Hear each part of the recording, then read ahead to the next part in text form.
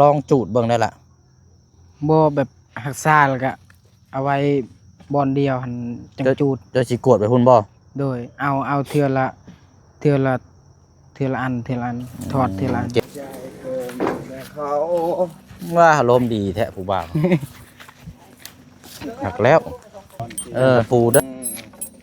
เอาจอดพี่ได้บาทนี่คนตีบ่ได้มาซ้ำ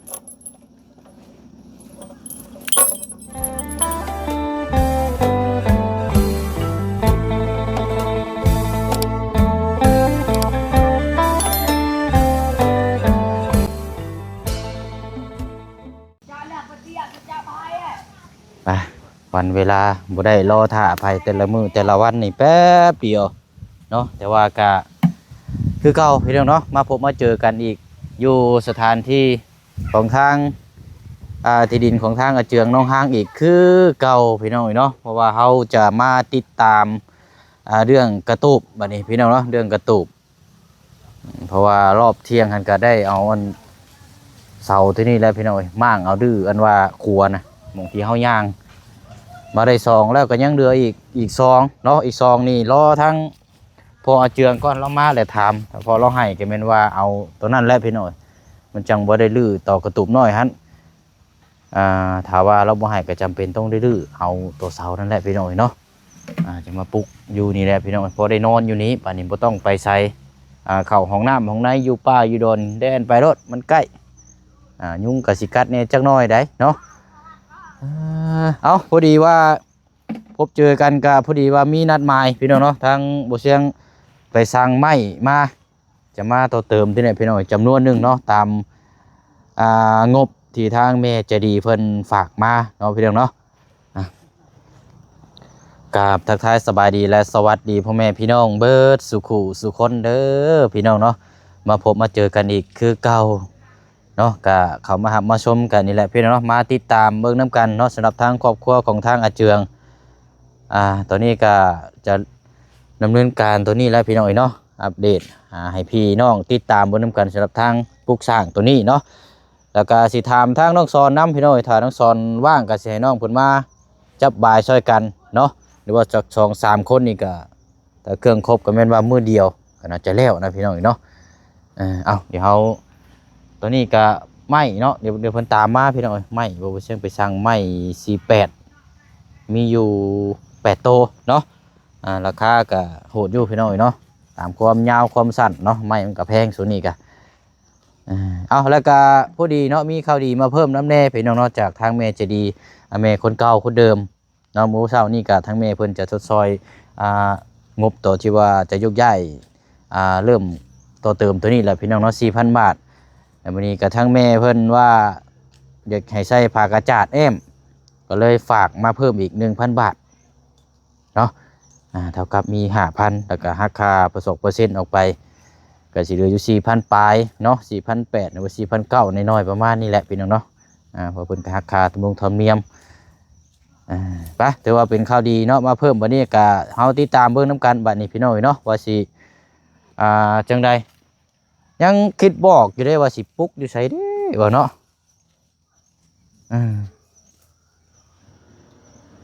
เฮ็ดอยู่กลางบูมพุ่นบ่เนาะทางในพุ่นบ่ไปย่างมาพี่ก่อนเบิ่งอาบแล้วบ่น้ำนี่เนาะอาบแล้วนี่ยิ้มหวานเอาเนาะสบายดีทั้งพี่น้องรอบค่ำเด้อทั้งน้องๆเนาะทั้งอาเจืองแล้วก็ทั้งน้องห้างดีแล้วเนาะสบายดีเด้อไปมาหาสู่ที่ดินเนาะเดี๋ยวมาเยี่ยมมายามของปลูกของพังนี่แหละเดี๋ยวก็ได้กินเนาะแต่ว่าเขาเบิ่งเฮาดูแลดีๆแต่ค่าเนี่ยจังได๋ก็ติดอยู่แล้วทำบ่เชียงเบิ่งนี่เนาะไปเนาะหาเฮ็ดเวียกเก็บแถวนี้ก่อนก็ได้พี่น้องเนาะแล้วก็จังอันนี้เพราะว่าทางไม้เพิ่นกำลังขึ้นรถมาเดี๋ยวเราเบิ่งน้ำกันแล้วก็สิเอาเลี้ยงไว้นี่บ่หรือว่าจังได๋ก็จังเต็งไว้48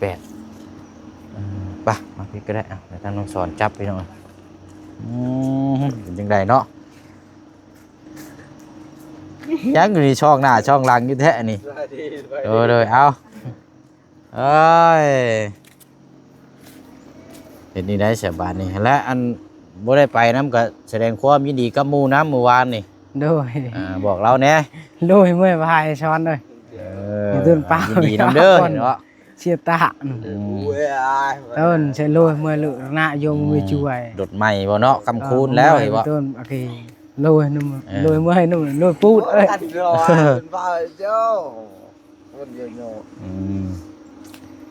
และยินดีน้ำเนาะเจ้า โดย เนาะ เนี้ยเมื่อกี้โดยเนี้ยเมื่อกี้อย่าเปล่าเอาจิโดนลาเต้ไปฝาหนาวยิงจุกคนเอาชิดด้วยไปเนาะช่างตะบุยมันแหละเด้ เราว่าผมมีส่งเสือใส่เราอะเราอายอยู่ ไม่มีมีสิทอดให้ใช่ โอ้ยบ่เป็นนะบ่เกี่ยวนะเสื้อผ้าเนาะ ตัวก็งงกับมัน เกี่ยวหรอกเนาะเอาเดี๋ยวสิปลุกโมงนี้บ่เอาแท้ๆบ่ โดย เอาดีๆได้เนาะคันว่านั่นกะโอ้ยเนาะเฮ็ดจังไดเฮานี่มื้ออื่นนี่ต้องถ้าว่าเป็นไปได้นี่อยากให้ดำเนินการเด้อเด้อยากให้เฮ็ดเด้อแหละทางเสาเฮาเนาะเป็นจังไดล่ะคืออยู่ พ บ่ อยังบ่เมื่ออยู่พอ เนาะ บ่เมื่อก็เอาละ เอ้าเราบ่ว่าบ่ พ่อก็คือสิลาบ่ว่าหยังดอก แต่ว่าก่อนหน้านี่คือเราก็ให้อยู่เด้อมันบ่ โดย อ๋อแต่ว่ามาติดขัดทางแม่เจ้าบ่ให้ก่อนหน้าเนาะ โดย บัดนี้อ่าแม่ให้แล้วก็ทางผู้พ่อน่าจะบ่มีปัญหาดอกเนาะ โดย อื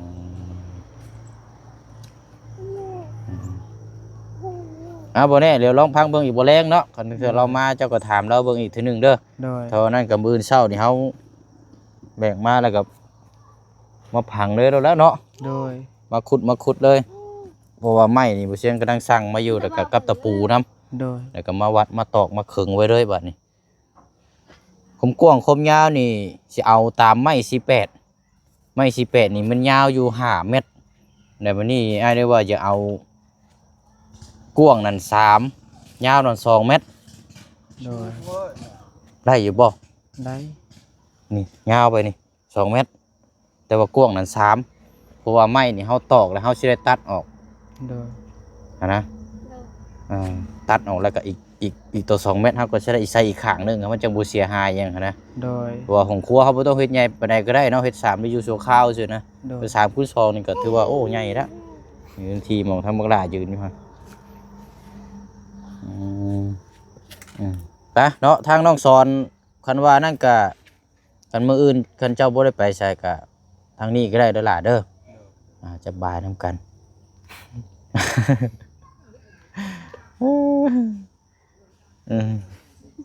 ไปวางมาเบิ่งทางนี้ก่อนไปแล้วก็สิใช่มองนี่แหล้วพี่น้อยเนาะตัวนี้ก็ปล่อยไว้นี่ก่อนตัวนี้ให้มันว่าเป็นไปได้นี่อยากให้จูดให้มันใหม่เลยแล้วละอ่านมันสิได้เคลียร์ง่ายลองเอาขี้เหงื่ออย่างมายูนลงจะว่ามันใหม่บ่จักละแต่เขาก็ลองจูดเบิ่งอีกทีนึงได้เนาะ โดย ดินถ้าว่าเนื้อที่มาบ่ชั้นมันบุ่มสินี่เนาะ มืออื่นสิหักษาตัวนี้ก่อนมือ นั่นเนาะมันเบิ่งคือแบบคือบ่งามแบบนึงเนาะ โดย คันว่าเจ้าบ่กวดก็ลองจูดเบิ่งได้ล่ะ บ่แบบหักษาแล้วก็เอาไว้บอนเดียวหันจังจูด เจ้าสิกวดไปพุ่นบ่ โดยเอาเทื่อละอันทอดเทื่อละอัน เก็บกวดคอยเล็กๆน้อยๆไปเนาะ โดย แล้วก็จูดมันให้มันอยู่แจบแล้วก็จูดได้ อืม นี่ยานมันบ่ไม้ ๆจักไม่หยังไม่ยาอันนี้เนาะ โดย ลงตรงต้วยเอาเดี๋ยวจังว่ากันสตินี่เนาะล่ะเนาะอะไรมันดีมันงามอะไรกล้าเฮาเบิ่งแล้วงามหูงามตาก็จัดได้โลดเนาะ โดย ไปเนาะเดี๋ยวรอเบิ่งทางไม้มาก่อนเนาะแต่เฮาจังหาเอาหมองไม้ไว้พี่น้อยเดี๋ยวว่าเฮาสิหาหมองรองไว้ถ่าเลยบ่ โดย เอามาพี่ก่อนก็ได้ซะอาจจะโหดแล้วเหรอบ่น้ำ โดยแล้ว ไปวางก่อนก็ได้สิเอาไว้หมองได้ซะเฮา ไม่ได้ไหม้มาเลยรถไหม้มาเลยป้าพอดีแล้วอันเขาจะเอาไว้ใช่ล่ะน้องชอนเสียบเขาหนีบ่เจ้าว่า บนนี้แหละอย่าง ไม่ไปโตนึงหรอกเนาะ โดย นี่เสียบเข้าไปดีเนาะ จ่าย เอา เรื่องขายด้านในเลย พอเอาไว้ห้องนี่ก็ได้ เจาะกันเลยหน่อย มือจะ เดี๋ยวเขาจังหาเนี่ยมัดเอาเนาะ เจนตัวชี้แกลวง เลือกไว้บ่ เลือกอะไรจ้ะเจจะมองกัน บ่ตั้งเทื่อได้เฮ็ดได้มื้ออื่นบ่ต้องนั่นก็ได้เอาเลี้ยงไว้นี่แหละ โดย เจอดันหน่อยเจอ เพราะว่าเอาบ่ได้ทนคือตัวนี้จักย่ำใดบ่ตัวนี้บ่อ่า ขนาดง่ายเขาทอดเอาน้อยๆกันแน่ เพราะว่าก็สิมื้อเดียวนึงก็สิเอาเนาะล่ะ โดย มือเดียวเขาไปดูอันแรกเขาจะเอา คนมันสิเอาเนาะ เจ้า โอ้ย เจ้ามือเดียว มัด เขาจะเอาเจ้า มั เช็ ด ด เอาสบาย ขมังคือกันแล้วแบบนี้เนาะ โดย ยังเฮ็ดนี่ได้ซะจะบ่ตอกตะปูเนี่ยครับเอาโซมัดเอาอีกเนาะ โดย เอาจะลองหาวิธีเบิ่ง ยัง เบิ่งเด้ดีดใช่อันเด้อ่า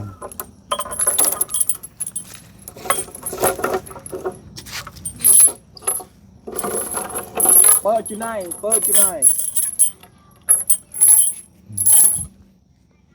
ไม่มาเสริมฐานเนาะฐานกระตุกเพราะว่าอย่าเอาไม้ตัวดีๆเนี่ยใส่ในจักหน่อยเฮาเฮ็ดแบบถาวรเลยอนาคตก็เฮ็ดเป็นของครัวเลยครัวเก็บออกได้อยู่นึงกินเดี๋ยวหมองกินข้าวกินน้ำก็ได้ นอนก็ได้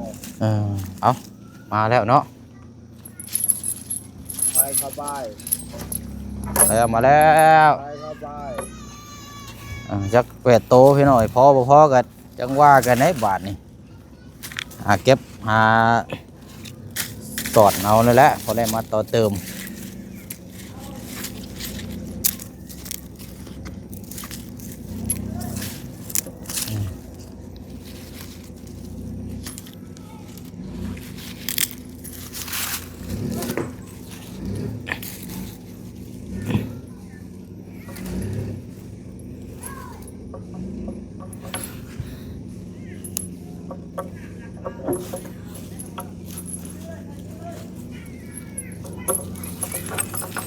เอ้ยมาแล้วเอา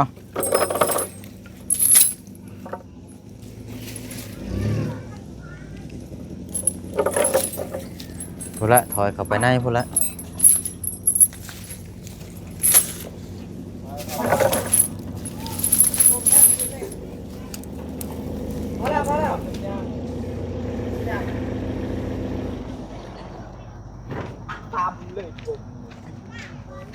อืม เลยจะล็อก เนาะ ไปไหน อันพูดละโฮมกอไผ่หันก็ได้เสียบเข่ามองกับ ไปโดนกันเลยเนาะ โดยไปหลายคนนี่หลอกซอยกันเฮาเนาะ ก็ คนละตัวสองตัว บาดไล่เลย ได้ ได้ เห็นแล้ว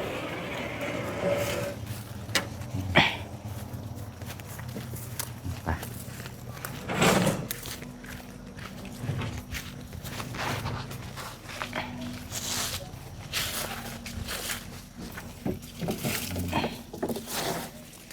เอา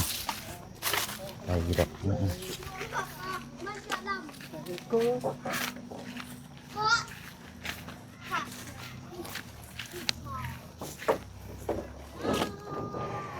ชันโด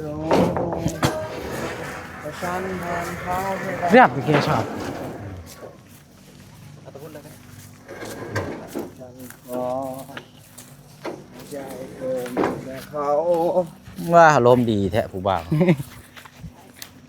หักแล้วตะปูเด้อ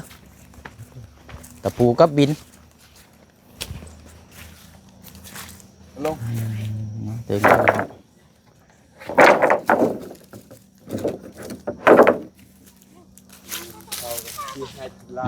เดินก็สิได้ต่อเติมแล้วเพราะว่าได้เห็นแล้วเอาไปประมาณชั้นนี้ก่อนอ๋อโดยเอาบินเอามาเจืองตะปูเด้อ โดย เอาเดี๋ยวเมื่อเก็บไว้กระตุกพวกนั้นบืนจังเอามาใหม่ กลับก่อนไงเด้อ โดยเอาขอบใจหลายๆเนาะนี่ยังเพิ่มเติมเดี๋ยวจังเอาไปทั้งกระดิ่งทั้งห้านเพิ่นอีกพี่น้อยเนาะเอา ตะปูเนาะ โดย เอามาย่างละโลก่อนพี่น้องเอ้ยมันบ่พอหรือว่ามันขาดจังไดก็จังว่าจังคุยน้ำกันอีกทีนึงเอาตะปู8บิดอยู่ดอกเนาะ โดย ตะปู8กับตะปูตอกสังกะสีนี่ก็จังว่ากันจักสีได้จักแผ่นแล้วเดี๋ยวเฮาขึ้นโครงขึ้นห้างพุ่นแหละเนาะ โดย อันนี้ก็จักสี พอบ่พอแล้วนี่เอาซื้อไปตามงบพี่น้องเอ้ยเนาะเพราะว่าอย่างน้อยก็เอาตัวที่คือเนาะ โดย คือกับค้างเอาตัวที่ว่ามันเน้นหนาก่อนแล้วก็ตัวที่เป็นข้าวเป็นหยังคันว่ามันเฮาบ่มีตัวนี้เฮาก็หาตัดเอาไม้ก็คือจะตัดมาก็ได้เนาะ โดย มาต่อเติมมานะต่อเสริมไปมันก็ได้ตัวนี้นะเนาะ โดย อ่ะไม้ยาว5 เมตรพี่น้อยงามเนาะเอามัดไว้ก่อน มัดทอดได้ โช เลย ว์เนาะ มัน ดี เอาทอดได้ เออเอา จอดเบีย ให้ได้บาทนี่คนตีบ่ได้เอามาซ้ำ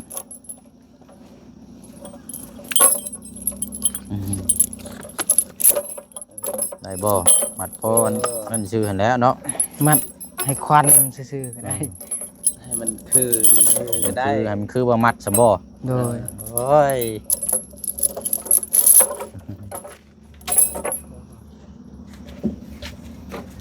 ใช่เอานั่นมาพกไว้บ่นคุมไว้ ไหว้ของเพิ่น ว่า ไหว้นี่แหละเป็นหลัก นับก่อน เอาเช็คเบิ่งอยู่หาฮอดอยู่บ่8โจมมาเยื่อยๆเราผมนับเบิ่ง 8 8บ่ โดย แรงเด้อเห็นรถไม้ตัว ไอ้ยูสเนาะ หมดเลยครับ เอาโต๊ะไปไปก็หาแนวอัน เคยชิลัก จุดไม่ติดยังมาปิดกั้นไว้ เฮ็ดดีๆเด้อเงยหมดเลย ยังสิเตะกระจุย ใช่หาแนวมาเต็งไว้ล่ะ โดย พวกอันนั้นแหละพวกอิหยังก็แนวเต็งแนวห้องแล้วเนาะเดี๋ยวลมมันแห้งมันพัดมานี่โอ้ปลิวขึ้นไปพุ่นโน่นจังหน่อยบอกว่าไม่บูเฮียบัดภวัดหายว่ะไผขโมยว่ะยึกแค่โดดผูกปลิวตกอยู่ยิ้มห่วยผมลมพัดไปเด้ ก็ขโมยแต่พาบ้าน โอ้ยเอามาเต็งอีกไปเราก็กล้วยหลายอยู่ใช่เอาแล้วเขาจังโจมเหมาะ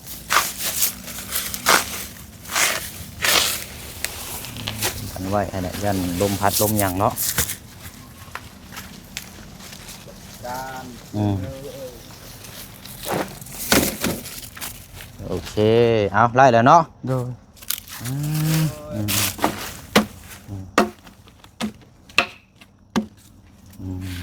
พอกลางคืนขอให้ต้นกล้วยนี่เด้ เรียบร้อยเฮาวันนี้เนาะ โดย น้องช้อนสาวคือเก่านั่นแหละอาชีอ่านบินแจ้งพี่แจ้งน้องก่อนแล้วก็นำกันอีกทีนึงอึ๊บก่อนบันตะปูย่างละโล8กับอันนี้ตะปูตอก ปูหมวก ยังอยู่พี่บนห้องยังนี่ ตะปูคือกัน บริเวณตะปูเบ้บ่ ตะปูปูหมวก ตะปูหมวก โดย มัน มีหมวก มีหมวกเนาะ โดย โอ้เนาะถูกต้องแล้วสะเนาะเพิ่งโลเท่าได้เนาะตะปู8นี่โล28,000ตะปูตอกสังกะสี15,000โอ้นี่แพงกว่าเนาะ โดย อ๋อเกือบถึงครึ่งทบครึ่งพอดีนี่คือแพงเนาะคือตะปูคือกันอยู่เนาะ โดย คือเป็นเล็กคือกันอยู่คือแพงคือบ่ซ้ำกันเนาะ มันเป็นธรรมชาติ มันบ่ธรรมชาติได้ล่ะเนาะมันก็คือเล็กคือกันอยู่ มันตอกสักกะชี เอามาเบิ่งไม้ชี8เส้นละ135,000กีบยาว5 เมตรมีอยู่8โตวเนาะ โดย ตัวนี้แล้วเฮาสิได้มาปลูกตัวนี้บัดนี้พี่น้องเฮาสิหันหน้าขึ้นไปซี่ก็ได้เนาะ โดย หันหน้าขึ้นไปซี่ได้พี่น้องหรือว่าสิหันหน้าขึ้นไปพุ่นบ่ต้องหันขึ้นมาพี่ได้เนาะ โดย างไหนเฮา หันไปพี่ก็ได้ หันขึ้นไปพุ่นน่ะเนาะ โดย เพราะว่าอย่างให้เฮ็ดคือหมู่นั่นเนาะ โดย มันต้องหันหน้าขึ้นไปพี่เนี่ยเวลาเฮานอนเฮาก็นอนมันข้างๆนี่เนาะ โดย เอาเดี๋ยวให้ทั้งอันพยากรณ์ทั้งน้องสอนจัดแจงอีกทีนึงแชร์มื้ออื่นเนาะ โดย เดี๋ยวเราว่าโอ้บ่ได้ทางนี่พายุลมแห้งนี่บ่ได้ข้างนี้เด้อเห็นแต่เราบอกมื้ออื่น โดย ได้เด้เนาะ เอาบอก นี่บัดคอยบอกหันหลังคาไปชุดหลังคาเลยจึงน้อยลง เนาะหลายๆต้องเชื่อเราได้เออเอามีแต่ว่ามื้ออื่นเช้าเป็นมาจังไดเฮาเริ่มบุกตัวนี้แล้วล่ะเด้อบ่นี่เด้อ โดย อันทั้งสวนทั้งหยังเจ้าก็บ่ได้มีแต่ว่าเบิ่น โด ได้ ย แล้วว่า หมดแล้ว เฮามาสุมซอยกันตัวนี้ก่อนบัดนี้เนาะ โดย เพื่อให้ตัวนี้ให้สำเร็จได้บัดนี้เพราะว่าบางเทื่อแต่ว่าอ้ายสิเข้ามาเบิ่งน้ำเจ้าก่อนตอนเช้า โดย แล้วก็จบจังนี้แล้วก็ให้จังเจ้าขุดหยังวัดแล้วอ้ายถึงอ้ายสิแล่นขึ้นไปซื้อผักกระจาดมานำเลยนะเพราะว่ามันอยู่ไกลอยู่เมืองแสนพุ่นตัวเขตนี้บ่มีผักกระจาดนะเบิดไป1,163,000 กีบประมาณ 2,000 บาทแต่พอไม่กับสังกะสีอันตะปูนี่พี่น้องยังขาดแกงสังกะสีบาทนี้เนาะเงินยังเหลืออยู่ประมาณอีก1 ล้านน้อยๆล้านเพราะว่ามีเพิ่นฝากมาเพิ่มอีก 1,000 ก็สิด้าน6 ล้าน 7นี่แหละพี่น้องเพราะว่าสิได้ซื้อผักกระจาดนะกับสังกะสี โดย เนาะสังกะสีอยู่บ้านดงเฮานี่มีอยู่บ่มีครบบ่อยู่หรอกเนาะเดี๋ยวมาเอานี่ก็ได้แต่ผักกระจาดขึ้นไปเอาพูดเนาะ โดย เอาอันนี้บินเก็บไว้นี่ก็ได้ตั้งเชื่อมีโบทอกโบโทก็เก็บไว้เนาะ โดย ป้าสาวเฮาเดี๋ยวมื้ออื่นติดตามรับชมเบิ่งน้ำกันเด้อพี่น้องเนาะจังว่าจังคุยน้ำกันปิดกรรมเบิ่งกันยาวๆวันนี้เนาะฝากมาพี่น้องติดตามกันแล้วก็ทั้งเวียกต่อเฮือนใหญ่นี่ก็ไปแจ้งส่งบินให้แล้วพี่น้อง2 มื้อแล้วก็เดี๋ยวเพิ่นให้คำตอบอาจจะเป็นมื้ออื่นเนาะว่ายอดนี้สิเท่าใดเรื่องโครงไม้โครงสร้างโครงห่างนะที่เฮาจดเบิ่งน้ำกันนั่น โดย เนาะเอามีแต่ว่าหนุมือฝากขอมุกขอบใจทางแม่เจดีในเด้อแม่คนเก่าคนเดิมเพิ่นกลับมาซื้อปลาส่งออกน้ำ โดย ทางแม่เพิ่นนี่อยู่ประเทศไทยเนาะ โดย เอาละ สบายดีเด้อแม่ใจะดีขอบใจหลายๆให้อยู่ดีมีแหงความเจ็บอย่าสู้ได้ความไข่อย่าสู้มีนอนหลับขอให้ได้เงินหมื่นตื่นมาขอให้ได้เงินแสนให้ยักเย็นเป็นสุขสุขกายสบายใจให้ความเจ็บบ่ให้ได้ความไข่บ่ให้มีสาธุ เลยไปนี่เนาะแยกย้ายเอาตะปูนี่มือเก็บไว้เลยมือจังอันนี้มีแต่ว่าบินมาจังใดก็จังว่ากันถ้าว่าเสาบ่ได้เฮาก็จังรื้อตัวนั้นบัดนี้เนาะเครื่องของเจ้าก็ยกย้ายขึ้นอันน่ะเฮือนทางอ้ายเนาะ โดย ถ้าว่าบ่ได้นะถ้าว่าได้ก็แบกมาเลยแล้วละเนาะ จักแหละกันแบบอยากเฮือนนั่นก็อายเฮาก็อยากเอาเมียคืนเลย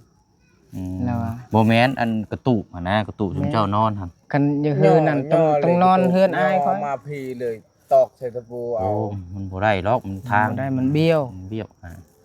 สัญญอแต่เฮิงแล้วขันโยได้มันบ่ยากหรอกมีไผอยากเฮ็ดใหม่หรอกมันยกมาเลยยังสบายแหละมันบ่ได้มันเบี้ยว โดย มันเอาอ้ายเจ้าสิเอาเมียมาอยู่นี่หรือบ่ โดยเอาเมียเก่านั่นแหละ สุดท้ายก็สิกลับมาหากันอีกแล้ว เมียเราว่ากินฮอดลูกแล้วก็อยากกลับคืนแล้ว น้อยเนาะ เริ่มแล้วบาดนี้เอาแล้วมันร้อนแล้วบาดนี้ ก็มีแล้วบ่อยู่เนาะแต่ว่าลูกนั้นอยู่พุ่นบ่เดี๋ยวนี้นะ โดยอยู่พุ่น ลูกเอาเมื่อบ้าน บ่รอดยังมักอยู่แต่ผู้ชายมันยังสิตัดสินใจได้แล้ว แต่ว่าคิดฮอดลูกเอิ้น เอาซะเนาะติดตามเบิ่งนำกันเนาะแต่ฮักแพงก็มาสร้างครอบครัว โดย ถือว่าเป็นประสบการณ์เนาะให้คิดเอาว่าเป็นประสบการณ์ครั้งแรกสิ่งที่มันผิดพลาดแต่บ่อยากให้มันเป็นก็อย่าเฮ็ดอีกบัดนี้ โดย เก็บเอาประสบการณ์นั้นก็ทิ่มไปเอาแนวดีๆเข้ามาเริ่มต้นชีวิตใหม่แล้วมันจับมือกันเนาะกับทางเจ้าก็ไปเฮาเลิกแยกย้ายบัดนี้เนาะจังว่าจังคุยกัน สบายดีเด้อ ไปเดี๋ยวจังนั่งกับเที่ยวมาเจาะเบิ่งเด้อล่ะเด้อมาเจาะมาไม้มาซองเบิ่งนี่ได้เนาะไปหาแล้วพี่น้องเนาะมื้ออื่นบ่พ้อกันเดี๋ยวคลิปนี้ลาพี่แล้วน้องไปก่อนเนาะฝากพ่อแม่พี่น้องติดตามเบิ่งน้ำกันสำหรับทางจะบุกตัวนี้พี่น้องแล้วก็ให้นักร้องเพิ่นมานอนมาเซาอยู่นี่เด้อบัดนี้มาเป่าเครื่องเป่าของอยู่นี่เด้อมีหยังก็จังว่าจังคุยอยู่นี่กินข้าวกินน้ำทำปลาอยู่นี่น้ำกันเบิดเนาะบัดนี้ไปเนาะคลิปนี้ ลาพี่แล้วน้องไปก่อนบ๊ายบายเด้อพี่น้องเด้ออยู่ดีมีแฮงเนาะสุขกายสบายใจทั้งผู้ให้และก็ทั้งผู้รับบ๊ายบายพี่น้องเนาะ